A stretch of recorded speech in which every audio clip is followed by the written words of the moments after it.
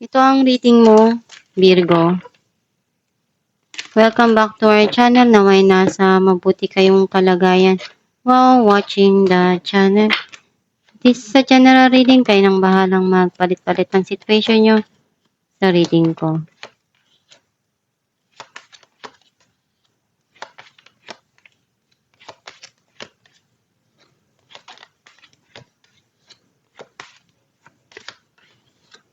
At the bottom of the deck, Two of Wands.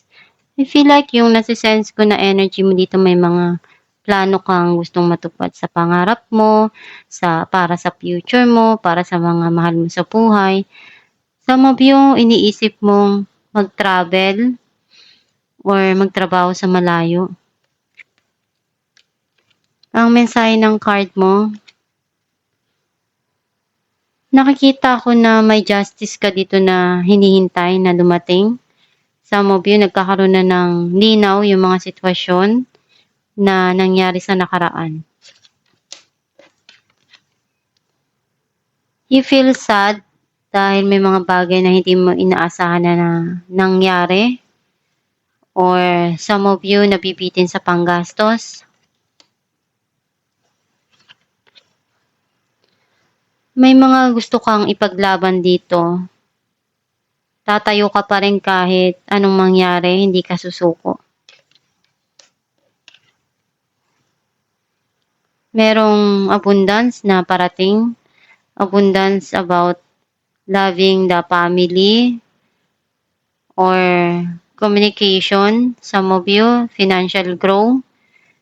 And nakikita ko dito na andun yung sama-sama na magkasama yung mga mahal mo sa buhay. Or merong uuwi na malapit sa'yo. Nakikita ko na alam mo kung ano yung dapat mong gawin. Alam mo kung ano yung makakabuti sa mga sitwasyon na binibigay sa'yo. Some of you, pwedeng may marriage na involved. Andun yung cheating, lies, and pwedeng deceit, running away dun sa situation, or someone is trying to risk here. Nakikita ko na may parating, pwedeng communication, or someone na gustong kumausap sa'yo. Some of you, pwedeng ikaw to, may mga bagay kang gustong ipaliwanag, yung other side ng story. Very passionate. Pwedeng ikaw or someone. Andun yung busy ka sa mga bagay na dumarating sa buhay mo. Pwedeng sa trabaho. Something here na very passionate. Or someone sa buhay mo na gustong ipakita yung kanyang affection and intimacy towards you. Clarify natin ang justice. Two of Cups and Seven of Wands. Nakikita ko na strong pa rin yung foundation nitong relationship. Nagkakaroon na ng linaw yung mga nangyari sa nakaraan. And some of you pwedeng nagkakaroon ng pagpupuno ng pagmamahal na sa tingin mo kaya mo. Or pagbibigayan sa isa't isa. Clarify natin ang Seven of Wands, the Emperor and the Chariot. Nakikita ko na something here na parating. Ipaglalaban mo yun sa tingin mo tama para sa'yo. Marami ka nang natutunan sa mga nangyari or dumating na pagsubok sa buhay mo. And andun yung kinokontrol mo yung nararamdaman mo. Lalo na sa mga taong ayaw mong ipakita yung iyong iniisip or nararamdaman sa kanila.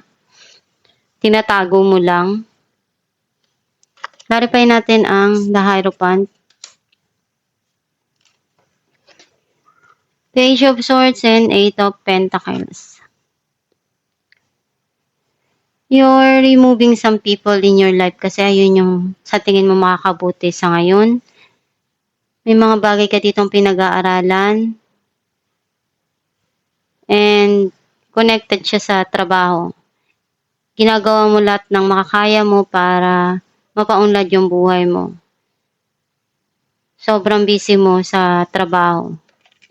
Clarify natin ang Knight of Swords. Four of Swords and the Moon.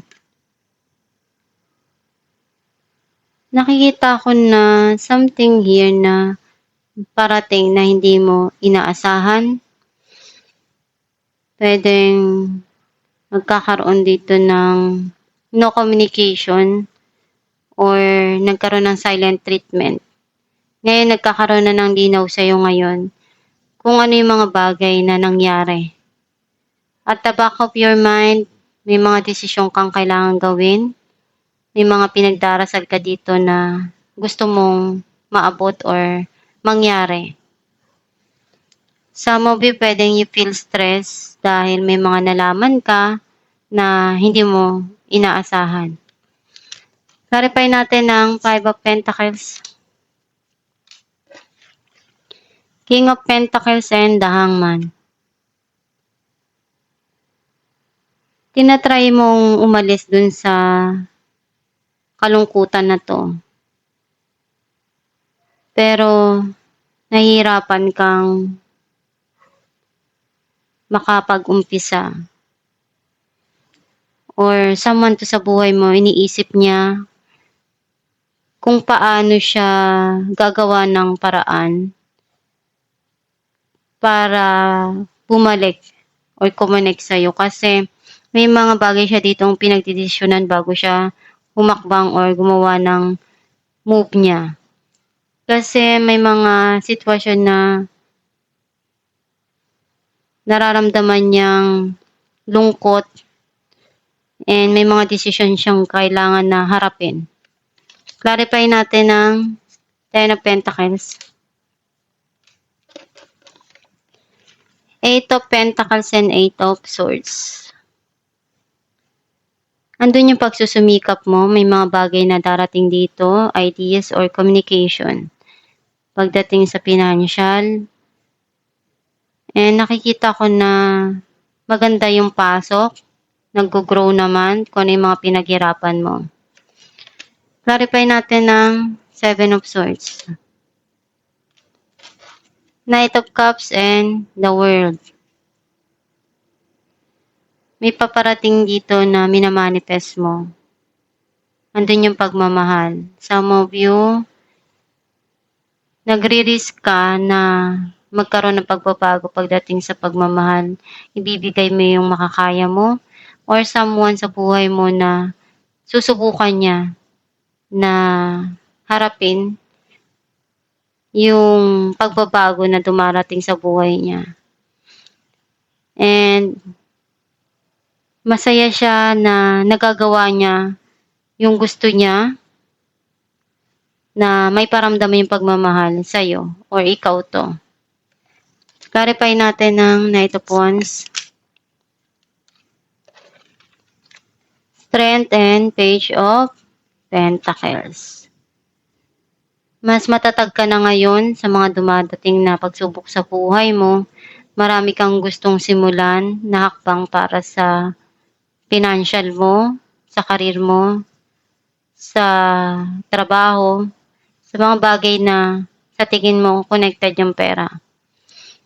And nakikita ko naman na some of you, pwedeng someone to sa buhay mo na ngayon malakas na yung loob niya na humarap sa'yo.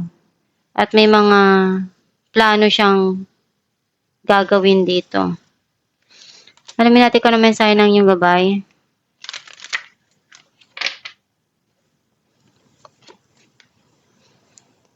Daydream. You will more easily hear and receive our messages if you daydream regularly. Relax and open your mind to receiving without directing your thoughts. Just notice any feelings, visions, or ideas as if you were watching movie. This is the set of creativity. Ang mensahe ng iyong gabay na kung may mga bagay kang gustong mangyari sa buhay mo, i-manifest mo. ito yung isa sa makakatulong para sa'yo na madaling ma-attract kung ano yung mga bagay na gusto mong dumating or ma-achieve sa buhay. Yung parang nanonood ka ng isang pelikula na iniisip mong ikaw yung nandun sa main character na yun. Isipin mo yun na ikaw yung gumaganap dun at kung ano yung mga pangarap mo sa buhay para mas ma-attract mo yung mga bagay na gusto mong makamtan, yung mga pangarap mo. And samahan mo ng pagdadasal at kumonek ka palagi sa Diyos Ama at sa gabay mo para magabayan ka ng tama at maibigay ko ano yung nararapat para sa'yo. Isipin mo lang kung ano yung magpapasaya sa puso mo at gawin mo lang yung mga dumarating sa'yo na pagsubok ng tama or harapin mo lang ng may lakas ng loob at gawin mo lang yung best mo para matupad mo pa yung mga pangarap mo. At itong yung reading, Virgo, kung nakaresonate ka, kindly comment down below. Thank you for watching.